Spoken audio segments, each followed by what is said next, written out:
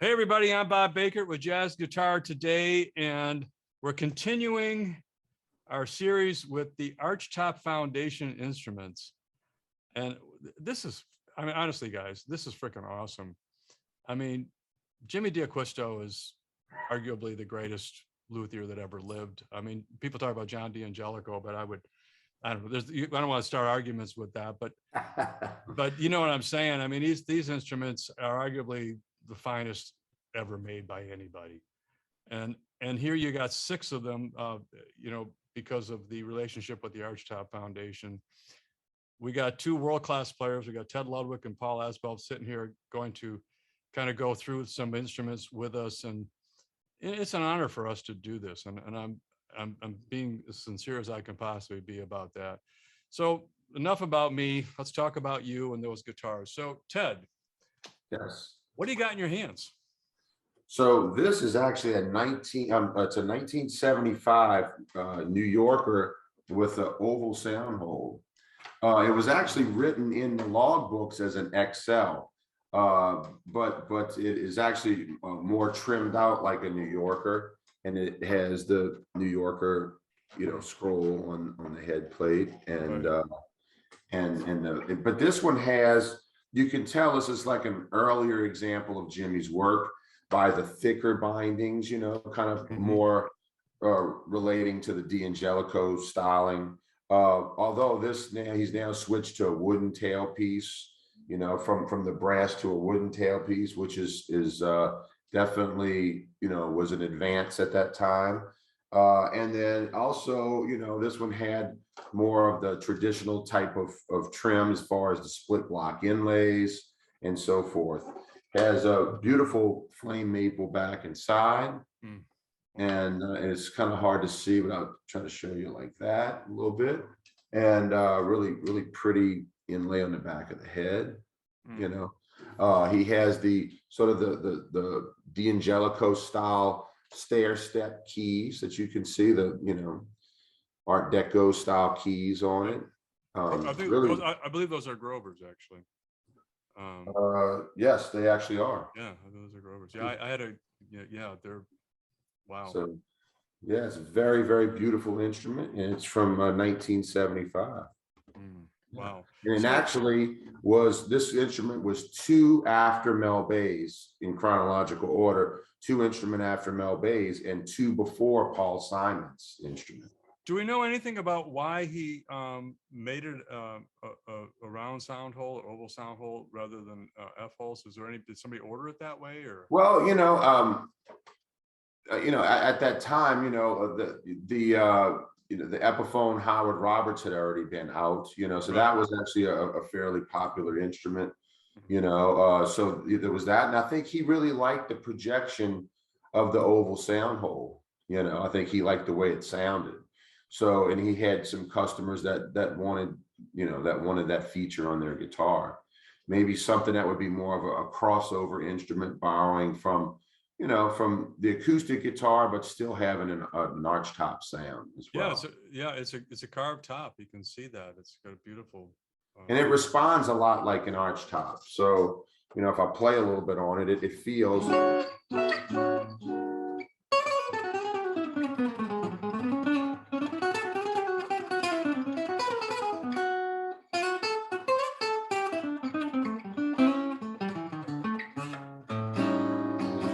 Responds like an archtop.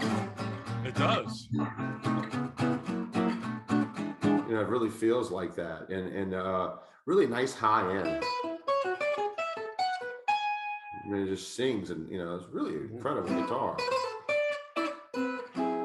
So it definitely responds more like an archtop, but the sound kind of, instead of it being like, when you play a traditional archtop, the sound tends to push out in front of the player. So a lot of times you can't really determine exactly how loud it is, or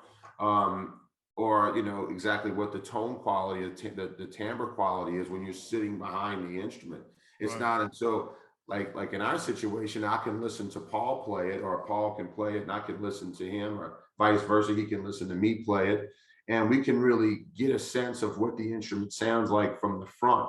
But with this type of sound hole, the sound comes out a little bit differently, and it kind of sort of surrounds a little bit more, a little bit more like a flat top instrument would, but it doesn't have that that sort of twangy sound that a flat top would have as well. It's got more of that arch top, you know, real focus in the notes. Yeah, when I'm listening to it, I don't hear the boomy bass, which you don't want in that style of playing.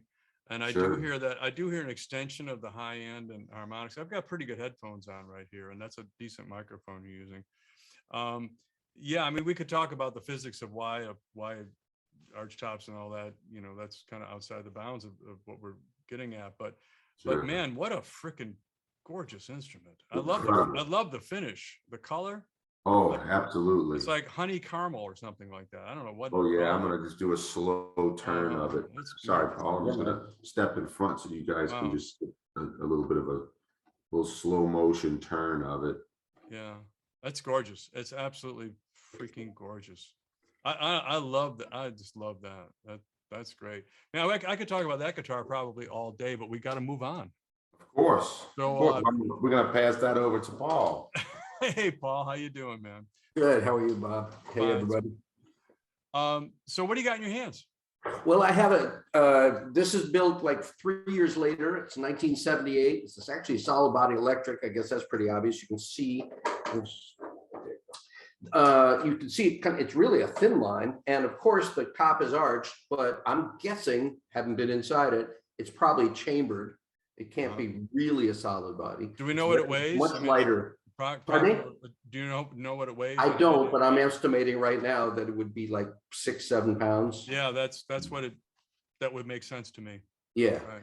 I mean, it's not a Les Paul, and it's definitely lighter than that. And it's got a DiMarzio pickup, and it quite obviously, you know, it's a working man's guitar. Anybody, you know, who plays jazz guitar, even not for a living, knows that like there are gigs where, you know, the feedback potential of all the arch tops that we love is a real problem. And clearly this was, I imagine, way before the Benedetto Benny. I'm guessing that this was probably before a number of the, you know, options that are presently out there now of like what Tom Rebecki builds of, you know, basically solid body like guitars. Yeah. This was 1978, was kind of early in that game to do that. And there's a number of things about the guitar that are kind of interesting. Actually, I don't know what this is, but I'm guessing it's a coil tap. So this is a coil tap switch right here, which of course means that you get a single coil sound if you wish it to. And a lot of people like myself use that kind of as a, you know, there's your chording, and then you set it for full humbucker for lines. That's how I like to use it. And it's interesting to me that he was early on in the game doing that stuff. I'm a little surprised, but it's very much tells me that he was building for real players, not in a sense for collectors at that point. And that's, you know, that's what I get out of this guitar. If you go inside it, the pickup cavity, there's a certain amount of roughness in the workmanship, and I'm not dissing Jimmy in any way by that. It just, he was a practical guy. He was building for players. He was not building for people who are going to kind of be looking and ooh and eyeing at all the miters and stuff like that. He wanted to be, you know, basically playing for guys who gigged. It's a tool. Yeah, exactly. And one of the things that you can see is that I don't know when he stopped doing these fancy D'Angelico style Grovers, but these basically look similar to the ones that you know, that Ted was just, you know, the 75 guitar that he was showing. And it has, I'm sorry, it has, you know, the inlay there that, you know, was his signature for that period of time. Much better.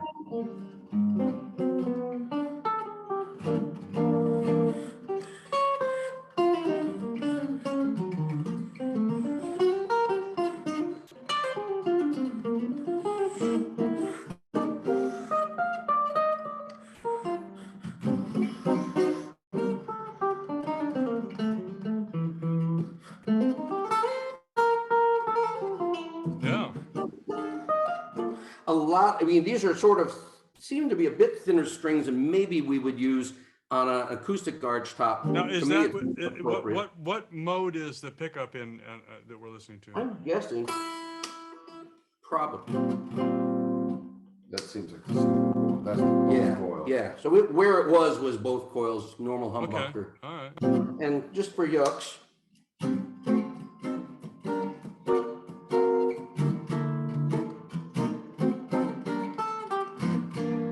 Right. Right.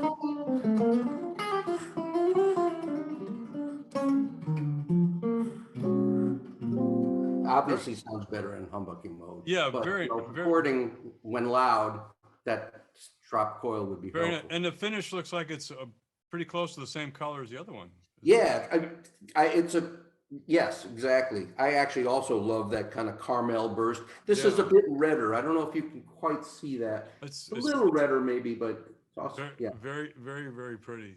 Yeah, really, really nice. The Yeah. back is kind of plain. It doesn't have anywhere near the same kind of whoa quality that the 75 that Ted was displaying was. Well, you know what's really funny about it is it's coming through the camera. It's got a big tiger stripes. You know, they're big, real wide stripes. It looks pretty cool. Yeah. So I like it. It reminds me a little bit. I mean, talking about a modern guitar, it reminds me a little bit of the Pat Martino Benedetto. You know, the same size, yeah. same kind of weight, same all of that. Yeah. Most of those are double pickup instruments, but it's got that same kind of thing. So, yeah, he's a bit ahead of his time with that one for sure. That was exactly my point, because Been ahead of his time. Benedetto Benny, the Yeah. Pat Martino.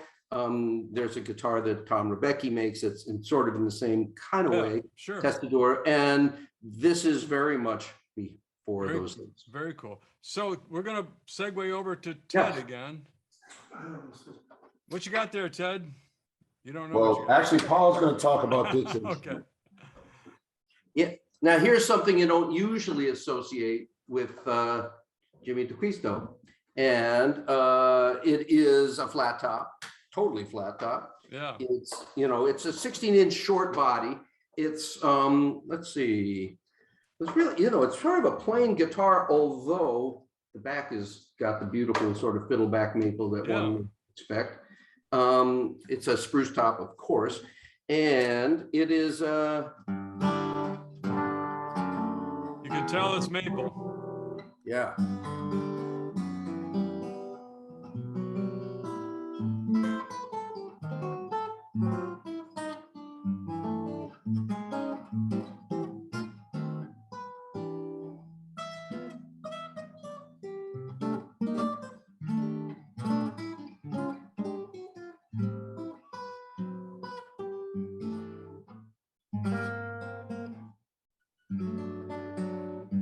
It has a neck dimension that's really, really different than what I'm personally used to. But it was made for Janis Ian, I should mention that. That one there? And yeah, and Janis Ian, it's very possible that jazz guitar type folks will not know who Janis was, but she had a song called Society's Child. Right. Was that in the late 60s, maybe? Yeah, I'm old enough to remember. Yeah, me too, actually. And I actually know Janis because teaching at Swannanoa in North Carolina for many years, she often does songwriting classes, and she's actually still a very popular and beloved performer. Oh, yeah. But anyway, this was built for her. I don't know how long she's had it. Actually, I have to talk about the bridge. Notice it's actually, what's huge. Well, It's also asymmetrical. trapezoidal. It's a trapezoidal bridge. Well, I guess that's what you'd call it. That's Yeah. the shape. Yeah, and I'm afraid I don't know. It's very possible that was kind of an experiment, the bass side of bridges wanting to be bigger in order to kind of accurately relay, bass sound. I'm guessing it was not done for an aesthetic reason, but rather as a sonic reason. Yeah. I've not seen many guitars like that. There was some instruments from that era. Gibson had a couple that were, famously done in that way. Without dragging a whole bunch of, scientific measuring equipment out. I'm not sure that it works or not, I but it feel does sound good there. exactly. You can really distinctly tell that that is a maple, even what we're doing with Oh, yeah. headphones over Zoom, it's a maple guitar. They have a Christmas and a brightness to them that Rosewood does not. But Yeah, no, very nice. absolutely. Well, let's Yeah, move yeah. along. Let's move Alrighty. along. So that's gorgeous. Thank you for that. Look at this thing. What do we got here? Man, that's sort of my aesthetic personally. That looks big. Is that 18? Is that an 18? Yeah, I believe it is. Yep. 17. Is it 17? I guess Oh, compared okay. compared to It's the a other 17. one. I'm just a little guy. Yeah. That threw you off. It was built in 82. Gorgeous. And XL. I guess it was actually built for John Zagami of Mandolin Brothers. I don't know if he was actually the recipient of it or if he, brokered it. I don't know. It's interesting because among other things, we all know that Jimmy Cristo is a guy that was sort of practical rather than kind of trying to make fetishes out of the guitars themselves. And the guitar apparently came in a Gibson case, which is Jimmy really didn't care about that. He was a practical guy. That's how he kind of wanted to deliver these things. Yeah. Let's check it out.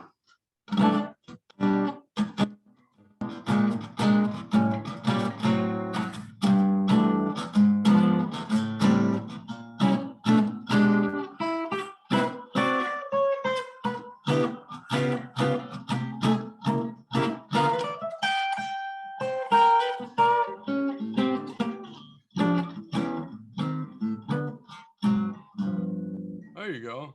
Well, Yeah. you can, the character, that's a pumping guitar right there.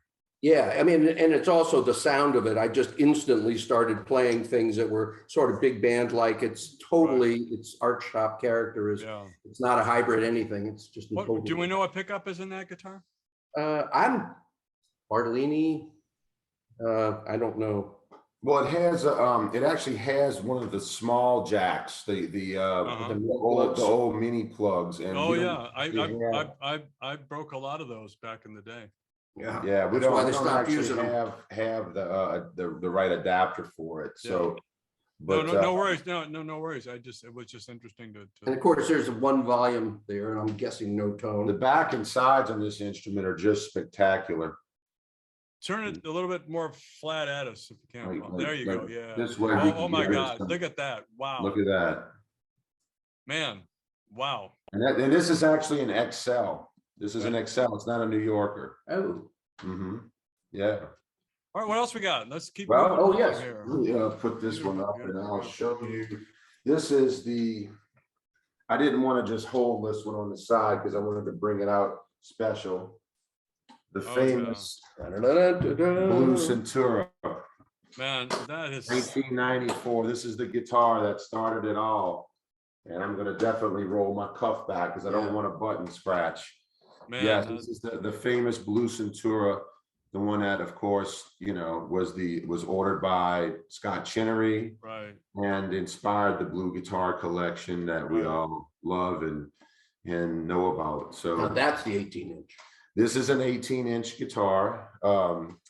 It has, of course, you can see the development of how his instruments evolved. And when we get to an instrument like this, you can easily see why Jimmy D'Acquisto is considered to be the greatest archtop maker of all time because of his developments over the years and his design ideas. This one has some really interesting features. Of course, this one has the sort of wooden adjuster for the height of the action, and from the bridge. So it's thinner on this side and thicker on this side. It's a wedge. So if you want to raise the action, you push that in. If you want to lower the action, you pull that out.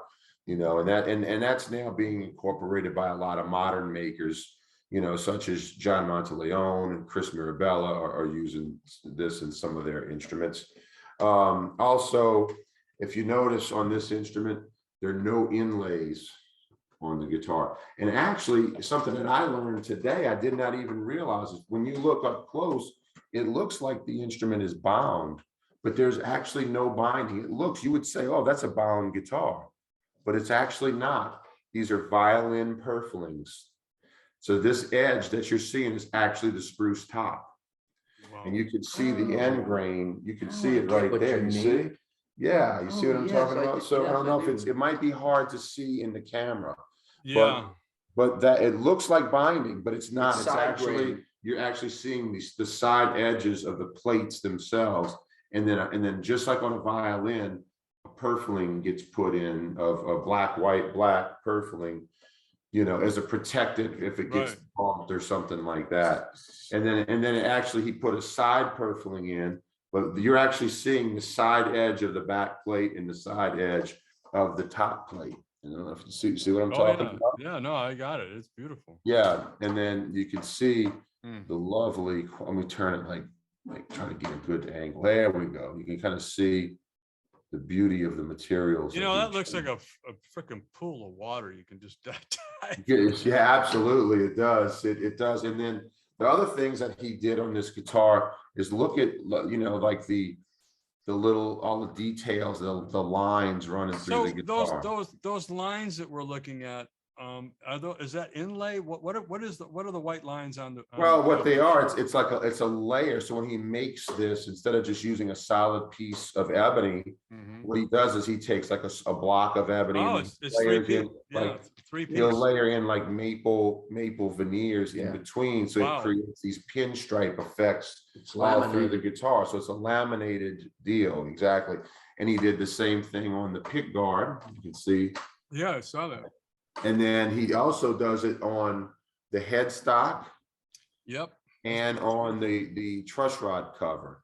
And of course, on this one, he used the open headstock design of the heart, which was more of a deluxe feature on Right. his higher end instruments. Of course, notice the large truss rod cover Yeah. here. And then I don't know if the camera will allow this, but the neck wood is just exquisite. It's Beautiful gorgeous. That's gorgeous. flames. No, it's gorgeous. And this instrument has a really big sound. It's, you know, it's not for the faint of heart, you know, but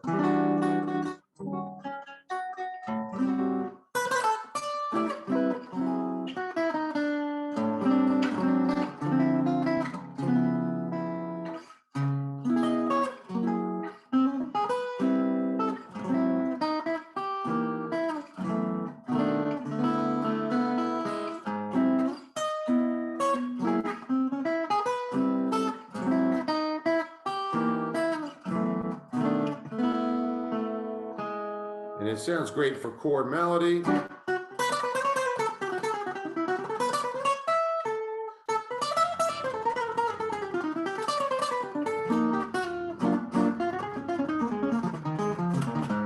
It just really sounds, you know.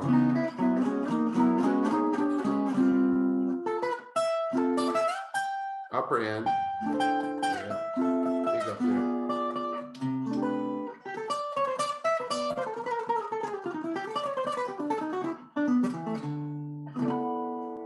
That's gorgeous.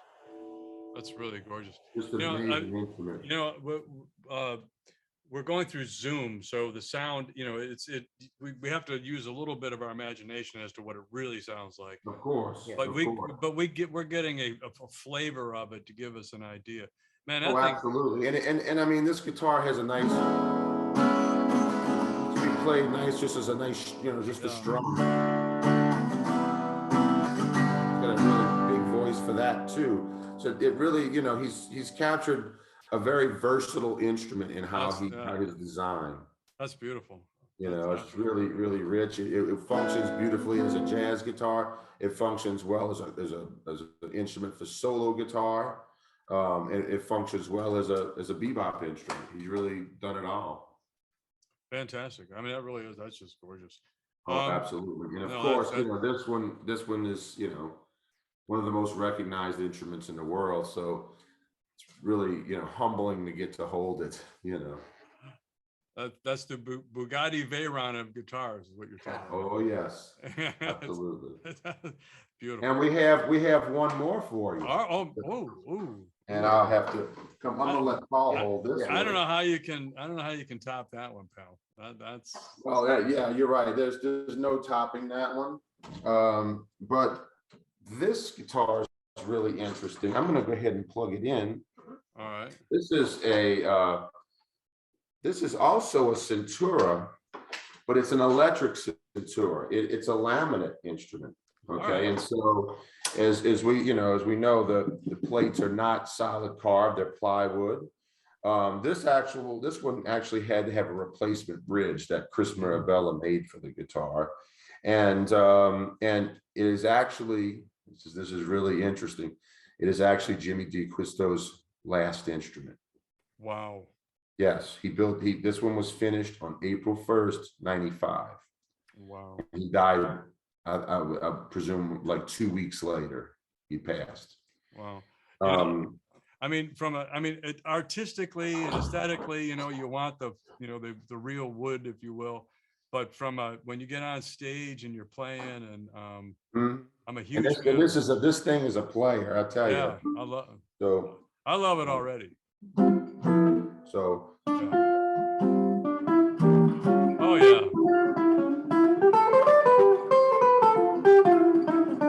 Yeah,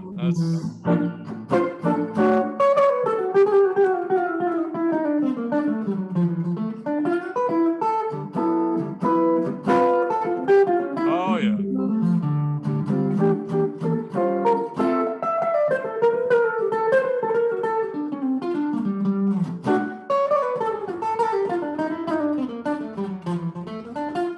You hear it more acoustically now. We've turned the volume down a little bit. So fast one too. Almost too fast.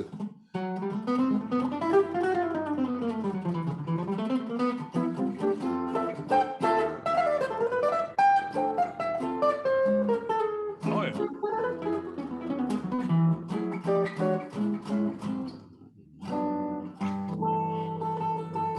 Sweet guitar, man. Oh man, I love it. And this one has, laminated maple back and sides.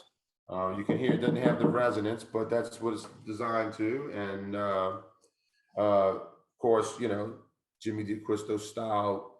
Yeah. Tailpiece, and it's got the Centura F holes. As you notice, if Paul can hold the blue Centura up, look at the difference in the size of the sound holes. Oh my God. And that's a 17 This is so much bigger of a guitar. This is a 16 inch. That's a 16. This is a 16 inch. It has a built-in. I'm not sure what the pickup is, but I would think that it sounds a lot like sort of like a Gibson pickup. A PAF style pickup, like a PF, sort of that Seth Lover type of pickup, and it's got that kind of tone quality. Right. This is a real player. This You guitar can play some Westlicks, so like just some octaves on it. Oh yeah.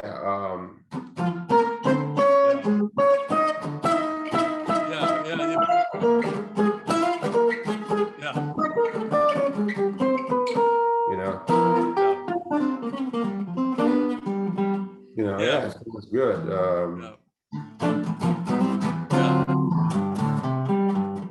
It sounds great for that guy. It was really, really wonderful instrument.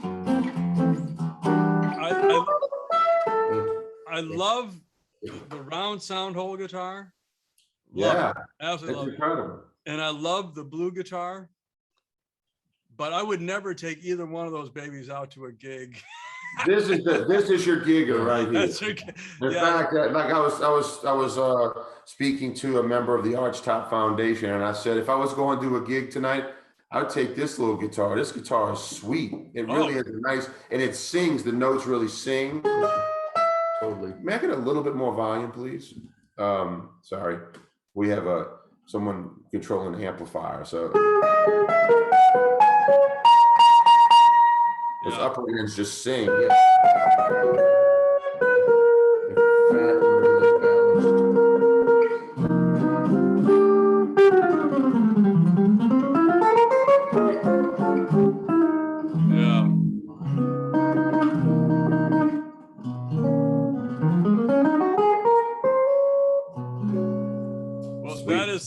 is, yeah, that's a player for sure. That's Oh, yeah, big, and man. that's and you know, the whole Jim Hall thing, the West thing, that I mean, you could do anything with that Absolutely. puppy. And this is very similar to an instrument that he built for Jim Hall. And what's really interesting too is this also has purflings, but when you look on the side, you can actually see the laminations. So Yeah. there's no binding on the side. You can actually see the laminations. Can you see that, Paul? Oh, You yeah, see the yeah, yeah. laminations in Wasn't the trying to wood. hide it. He wasn't trying to hide the laminations. There was no binding in the F-holes, of course. Yeah, I know. Which was something indicative of his later work, but also you can see that, you know, you can actually just see the actual layers of wood. You know, Was you that can the take Roger Boris wood that he was. Yes, getting? this was the Roger Boris made top, yeah. you can take that to the gig, and you know, if it does get a nick in it, you know, you're not gonna go cry. You might weep a little bit, but you know, man, that thing is freaking gorgeous. Well, listen, guys, I think we got more than our money's worth today. That's pretty amazing. So let's just kind of go through them just one. Can you grab the original round sound hole? Sure. Here, Well, this one has the, so Yeah. you see the original oval hole? Yeah, just grab that, and Okay. so let's go back. This So, is called musical guitars. yeah, we got the oval sound hole guitar, freaking gorgeous. Turn it around so we can see the back of it. Beautiful, beautiful. What was next on the The agenda? next one That solid was body. the solid body that Paul Yeah, talked about. absolutely. Yeah, that, you know, that's got its place. You know, that's got its place for Absolutely. sure. And then we Ahead had of its time. Janice Ian. Then we got the maple guitar. Yes. Man, I'll bet that thing sounds. I wish I could hear that live in person. I can tell what it sounds like just by looking at it. But it You looks see great. the woods material used on that? Yeah, maple flat Yeah. top guitars. Are It's got some punch. It's got a real thick body. oh no, sound to it. they'll punch right through anything. That's kind of what they do. And then And then we had the beautiful 1982 XL. yeah, that is that's That one had some really pretty that's kind of material. like your quintessential, just great archtop player guitar. That's like the quintessential. That's like the epitome of what that thing is supposed to be, right there. Absolutely. Yeah, dig And then it. of course, you Got the know. binding on the F holes and all that. Oh yeah, and then of course we have The blue guitar. the blue guitar, Pretty, and then Paul is holding yeah, the Paul, hold that remnant one up. hammer, which was Man, the last instrument that I Jimmy got it. built. What a treat. What a freaking treat. Unbelievable. Well, believe it was a treat for us to get to play them Yeah. Absolutely. and enjoy yeah. these instruments. Yeah, that's amazing. So We've been kids in a candy store here last couple of days with these things. I don't know how I feel. I'm like the kid watching you guys having fun in the candy store, but I'm not going to complain. I'm not going to complain. I just won't take a bite out of it. Well, I don't listen, think the Archtop Foundation will be too happy, would they? No. we want to thank the Archtop Foundation for making these instruments available to us today. If you're not familiar with who they are, you can go to the archtopfoundation.org or .com. Do we know what the website is? .org. .org. Is it the archtopfoundation.org? Is that Yes. the actual? All right. Yes. Something else you can do if you're Oh, interested. excuse me. Let's we're correct that it's archtop.org. Archtop.org. Okay, that is a good correction. Archtop.org is Maybe our editor will do a good job of bringing that. and then on Instagram it's the Blue Guitars. Archtop.org Mhm. to get in touch with the Archtop Foundation, Correct. which is a 501c3 for all these. It's a not-for-profit And organization. then on Instagram, the Blue Guitars. You got the Blue Guitars on Instagram, but you also have the blueguitars.com, if I'm not mistaken, as an actual website. Is that true? I'm not exactly sure. I think that's the Blue Guitars. But at any rate, you start snooping around, you're going to find you guys. There's no. Oh, ifs, absolutely, ands, or buts about it. absolutely. So- And the Archtop Foundation has many other guitars than just the Blue Guitars. They have just some really historically significant instruments from Oh yeah. Jimmy DeQuisto, from Linda Manzer, from other makers. Very interesting. And, my understanding is they're just getting started. So, we can look forward to people curating and keeping the flame alive, if you will, with these amazing instruments. And I understand Absolutely. I understand One that all, last thing here, which is if in terms of actually seeing and hearing these on YouTube, it's the Archtop Foundation on YouTube. And Okay. Thank you for that. another destination to check these things out. Archtop Right. Foundation on YouTube. Paul and Okay. I have done, we've done live concerts, we've done features on these instruments, along with some other wonderful players around. And so, yeah, there's going to be a lot coming out, and Archtop Foundation is really special because their whole goal is to unite people with these beautiful instruments and these beautiful makers. Well, and I would think that the YouTube videos would have what I'm going to call, produced audio. I mean, we're sitting here going through Zoom. Of course. So- Yeah, we're just. So this is to wet people's whistle, so they'll go to and to listen to more Absolutely. what they really sound like. This is a moose bouche. There you go. Woo. Well, listen, guys, Bob Baker with Ted Ludwig and Paul Asbell for Jazz Guitar Today. By the way, while I'm here, please subscribe to our publication, like, share, follow, help us out. We do appreciate everything that you can do. And guys, thank you so much. Yeah, it's been a pleasure. Can't thank you enough for We're everything happy. you're doing. We're happy to be here. For Jazz Guitar Today. See you guys later now. Thank you. Talk soon. See you, Bob. Bye-bye.